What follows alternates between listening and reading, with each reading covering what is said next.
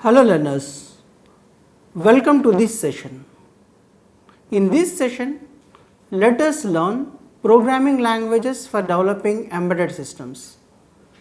In our earlier sessions, we had seen introduction to embedded systems, applications of embedded systems, characteristics of embedded systems, how embedded systems are different from the normal general purpose computers and other things.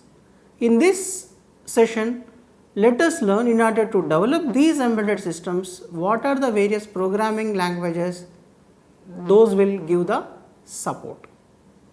I am Professor Subrahmanyam, Director, School of Computer and Information Sciences, IGNOU, New Delhi. So, embedded systems can be defined as one comprising a processor, associated peripherals and software used for a particular purpose. It performs a well defined task. So, the development process of an embedded system mainly includes the hardware design and the software design. So, mostly these embedded systems will be interacting with the hardware. So, we should be keeping the focus in both the designs. One is the hardware design, that is a chip or the microcontroller design, and the software that needs to embedded in that particular chip. So, unlike the design process of software on a typical platform, the embedded system design implies both the hardware and software are being designed similarly. So, we have to give preference to both the hardware part as well as the software part. So, let us see a overlook in a layman terms, what are the different things that needs to be focused when we design the embedded system. So, the elements and associate peripherals, let us see in the element side, we have to take the case of the processor that needs to be used, or else the microcontrollers, or else the DSP, digital signal processing unit. So, these are the 3 or 4 main elements that needs to be taken care. So, coming to the associated peripherals, protocol converters, communication interfaces and then the drivers. These are the 3 things that needs to be taken care. Depending upon the application or depending upon the task or the function of the embedded system, we have to select either the microprocessor or else the microcontroller, the DSP, the protocol converters, communication interfaces and then the drivers. So, let us see how this particular embedded system is developed. This embedded system also follows a development cycle. Earlier in MIS, Management Information System, we had seen the software development life cycle, how it works and what are the various phases or the stages that it involves. Similar kind of design this embedded system also will follow. So, first of all we have to determine the requirements, then design the system architecture, select the operating systems, it may be a real time or else non-real time operating system. So, depending upon the task and the function, we have to decide whether we have to go for the real time operating system or non-real time operating system. We have to choose the processor and then the peripherals, then we have to choose the development platform, then coding comes into picture, optimization of the code, verify the software on the host system and once again verify the software on the target system. So, these are the things that one needs to take care, or also it will follow a kind of system development life cycle. So, right from the requirements till the product, we have to follow a step by step, that is a phase wise manner in order to achieve the goal to develop the embedded system. Coming to the determine of the requirements, that determine, whenever we talk about the requirements, they may be either functional or non-functional. So, multi-mode and multifunctional system, and we have to see the the size, cost, weight, etc. Because these embedded systems should not be the main aspect that we have to consider is the size, the cost, the weight, because these embedded systems we will be placing it in the along with some other peripherals or some other devices. So, we have to see the cost, the size, like where we have to insert this particular embedded chip and what is the cost of, what is the size of that particular device and how much size we have to select for this embedded system. So, these kinds of things matter, the weight part, like what is the cost effective procedure, or else what kind of cost is incurred in order to buy or burn the chip. So, these kinds of things needs to be taken care. Coming to the hardware components. So, obviously, whenever we talk about the size, cost, weight, obviously the component, the hardware component, we have to select either it may be a application specific hardware or else external interface, and then the input and output devices that needs to be taken care for the embedded system, that also have to be focused while selecting the hardware components. Depending upon the size, we have to select the external interfaces and then the display units and other kinds of mechanisms. So, coming to the architecture part, this plays a major role. So, the architecture of an embedded system depends on whether the system is a real time system, whether operating system needs to be embedded, or else it will run on its with the input and output factors, and then the cost, size, power consumption. This is the main aspect that one needs to see while designing the system architecture. So, all these three contributes to the architecture of the good embedded system design. So, then once again depending upon the real time and the non-real time, one needs to select the operating system also. So, the real time operating system like the real time Linux or else VSWorks, PSOS like VRTX, there are several real time operating systems. Even in the earlier session also we had discussed the real time operating systems and its functions. So, those are among that particular availability of the real time operating systems, one needs to select depending upon the task also, whether it should be heavy, whether it should be light, whether it should be only catering to a single function, single task, or multi functions or multitask. Then come to the non-real operating systems, like whether one can go for the Windows CE, Windows XP, or else embedded Windows XP, or else any kind of non-real time operating systems. Suppose if the response time is real, we have to go for the real time operating systems, and if the response time no need to, only just for monitoring purpose we are placing that particular embedded system, then we can go for the non-real time operating systems. So, choice of the processor. So, whether we have to go for the full-fledged microprocessor or only a microcontroller is the requirement. So, we have to select whether we have to go for a 8085 or else whatever the case may be, whether we have to go for the microprocessor and microcontroller, that we have to decide, and depending upon that particular processor, the whole embedded chip will be constructed. And then coming to the DSP, that is the digital signal processor. There are several digital signal processors available depending upon the functionality, depending upon the task that we are embedding in the embedded system. We have to go for the Sharp, Blackfin, Tiger Shark, etc. And then choosing the development platform. The development platforms of embedded systems includes the following. First of all, we have to concentrate on the hardware as well as on the software. So, the hardware platform we have to select the programming language, in which programming language among the available languages we have to go for, the operating system, the development tools, all these things comes under the time when we decide to go for the coding or else when to go for the hardware and other kinds of aspects. So, after that we have to do the coding part. So, for coding part it requires a programming language. There are several programming languages wherein which we will be studying in due course of time in this session. So, code the applications using the embedded programming language. There are several application programming languages available. Among them we have to select the best, and that too it suits the needs of the embedded systems, and then verify the software on the host screen.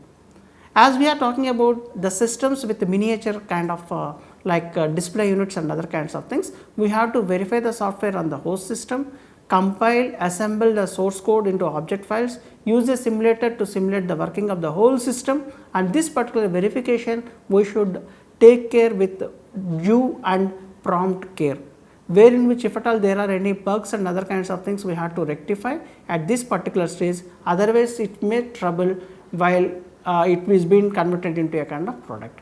So, verify the software on the target system also. So, download this particular program using the programmer device, use a simple simulator or else an emulator on a chip debugging tools to verify the software, and then install all these programs onto the chip. That is called as the burning of the chip, or else development of the firmware for the chip that we are talking about. It may be a microprocessor or else it may be a microcontroller also. So, these particular coding and verifying plays the major role while developing the embedded system, and even the selection of the programming language also plays the major role when in due course of development of the embedded system. So, programming the embedded system requires some software languages also. So, programming embedded systems however is a bit more tedious task than most developers think. So, they require low level access and as well as a few of them utilize the resources possible. So, here you can see the resources are very limited, and then it has the interface with the hardware. That particular part we have to see. This is not only a software development kind of thing. Whenever we talk about the embedded system, we have to we have to give equal focus to the hardware part as well as the software part. Whenever the hardware part comes into picture, then once again the low level system access requires the focus. So, only a set of languages are suitable for embedded system that we are going to see from the next slide onwards. So, since programmers face different resource constraints during embedded systems programming, they often tend to choose languages that have a very low memory footprint. So, there may be several characteristics features that one needs to take care. When we talk about the development of the embedded system, we have to take care of the cost, we have to take care of the size, we have to take care of the interfaces, we have to take care of the display units, we have to take care of the memory, because all these things comes in the miniature kind of thing, and using those particular things we have to design the good embedded systems. So, for the design of this particular embedded systems, we can talk about the old school of programming languages like the C, C++, ADA. All these languages can be used in order to develop the embedded systems. So, these particular three languages and other languages are also there. These particular three languages are very old languages, and then they are having a very clear establishing factor also, and these particular languages provides the low level access, that is the interface with the hardware, and these are best suitable for the development of the embedded systems. So, I had given the programming languages that support development of embedded systems on this slide. You can see C, C++, Java, assembly language, Rust, ADA, JavaScript, Go, Lua, B#, C#, Python, Verilog, VHDL, embedded C++. There are plethora of programming languages one can talk about. Depending upon the task, depending upon the function that we are like embedded into the embedded system, the programming language also needs to be taken care. So, coming to the oldest kind of thing that most of the people they use the assembly language, depending upon the chip that they are taking, depending upon the hardware that they are selecting. Assembly language programming is being widely used in the development of embedded systems. As assembly language provides the most low level access to electronic components, it can easily be used in developing embedded programs. But the only thing the limitation with the assembly language is that it talks or else it converts with the system in zeros and ones. So, it will be having a limited instruction set. So, one limitation is that particular thing, and around that particular instruction set only one can program the embedded system. So, coming to the features that that support in order to develop the embedded systems, coming to the assembly language it is used in most of the embedded systems programming for its ability to address critical performance issues in low resource systems. So, assembly provides the low level access required to manipulate hardware efficiently.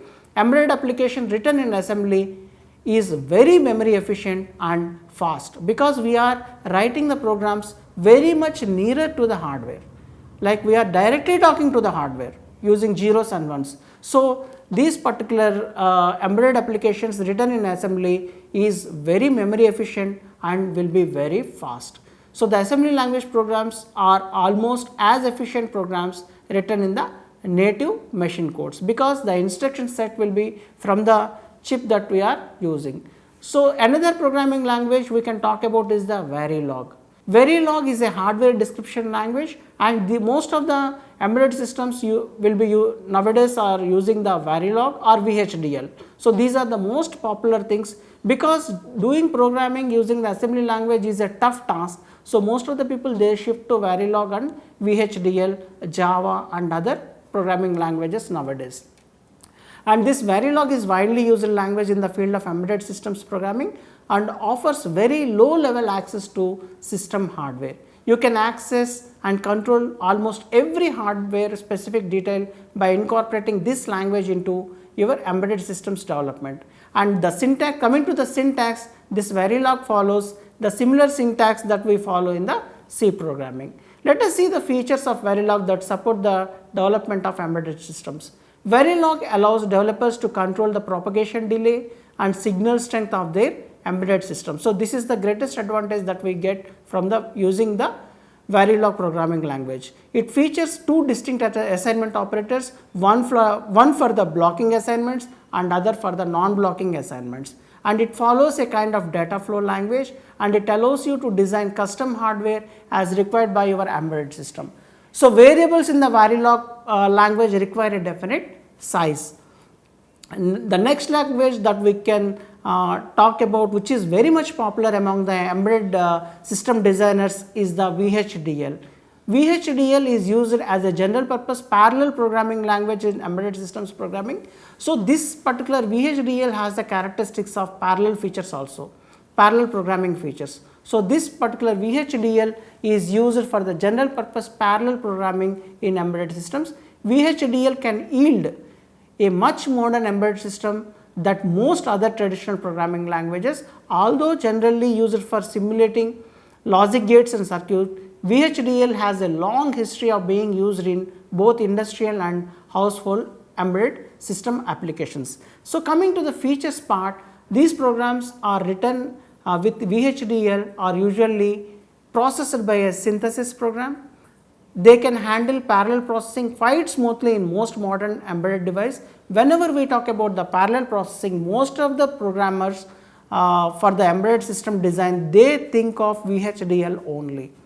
So, it is not case sensitive. So, uppercase or lowercase, whatever the case, it does not follow the case sensitiveness. It can be used as a general purpose text processing language in primitive architectures. So, there are several features, like the one is the text processing feature, other is the parallel processing features. So, these are the strong assets of the VHDL programming. It also follows the data flow language as we had already studied in Verilog. So, coming to the popular programming language, C also can be used in order to develop the embedded systems. So, this particular C programming language is the oldest programming language, and by de facto it is called as the middle level programming language, because it caters to the high level features as well as it caters to the low level features. Whenever we talk about the low level features, that is interfaces, it is interfacing along with the hardware and other chip programming. So, C programming is also being used in order to develop the embedded systems. The strongest features that support development of embedded systems using C programming is it provides access to even the most low level system components via its built-in pointers concept. So, developers can create C compilers for their embedded systems pretty quickly thanks to its widespread popularity. C combines the low level functionality of the assembly language very neatly with the modern day programming conventions. So, both the things, it caters to the low level programming features as well as it caters to the high level programming language features. So, C is being used for the development of the embedded systems, and then porting embedded programs across the devices is much easier than programs written in other programming languages. So, this particular thing is called as the portability feature. So, this is strong in C programming language. Coming to the other programming language, that is the C++, which belongs to the the extension of the C. But this particular C++ programming language is having the object oriented programming paradigm also, and this is the strongest asset when we talk about the development of the programming languages. So, many of the object oriented features are also can be used along with the C programming features, so that it gives a good shape and design facilities for the embedded systems. So, C++ lets you inline functions as the replacement of macro definition, something we normally use it in C, and it thanks to its smart implementation of templates and verbose casting, C++ is much more safer than its predecessor, that is the C programming language. The ability to use its overloading functions and constructors makes C++ an ideal choice for embedded system programming.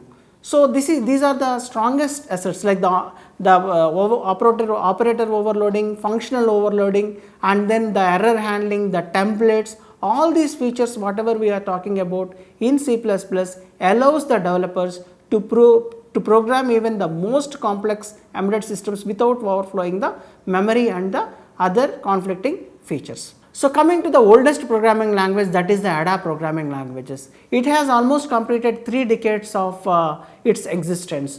It is statically typed programming language that was built keeping real time embedded systems in mind. One is the ADA and other is the VHDL. Both these programming languages supports the parallel features in the embedded systems. So, the strongest asset to support the development of embedded system using ADA are, it is the best choice for embedded system design, and it aims at being extremely reliable. So, it has its existence from past 3 decades, itself proves that it is the best choice for the embedded system designers. Using the ADA they can build and they can develop a very good embedded systems. This particular ADA was built for the US Department of Defense, and it was widely used in the US defense, and you can compile different ADA packages differently and incorporate them on your system as required. So, ADA's runtime checks offer viable protection against common bugs like unallocated memory, buffer overflow errors, range violations, and off-one errors. So, the dynamic dispatch feature offered by ADA helps your embedded application to utilize the polymorphism in a smart way. So, here whenever we talk about the polymorphism feature, we are covering the OOPS concept also. So, these are the strongest assets of the ADA programming language. Other than this particular ADA, we have Java programming language, we have B# programming language, C# programming language, and nowadays people are very much using the Python programming language. So, Python is gaining momentum as a key embedded systems programming language in recent years.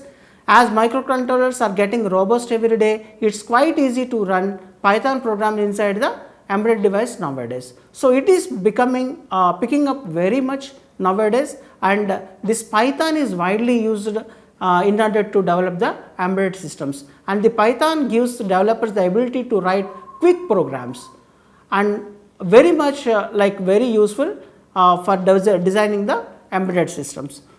So, the strong features of the Python are, Python is interpreted language, meaning you will require a Python runtime when running Python programs. Python is the best plausible solution for writing automation tests for real time embedded systems. Parsing logs and processing image is very easily achieved using the Python programming language. So, before concluding this particular session, let us recap once again. So, we started with the elementary features of the embedded system design. We had shown certain focus, we had thrown certain focus on the system development life cycle of the embedded systems. And in order to design, develop the embedded programming languages, there are several tools and programming languages available, and we had discussed some of the programming languages like C, C++, ADA, and then Python, Java. So, these are the programming languages one needs to learn in order to design the embedded systems. So, with this I conclude this particular session, and in the next session let us see a very important aspect, that is the human computer interaction. Thank you and happy learning.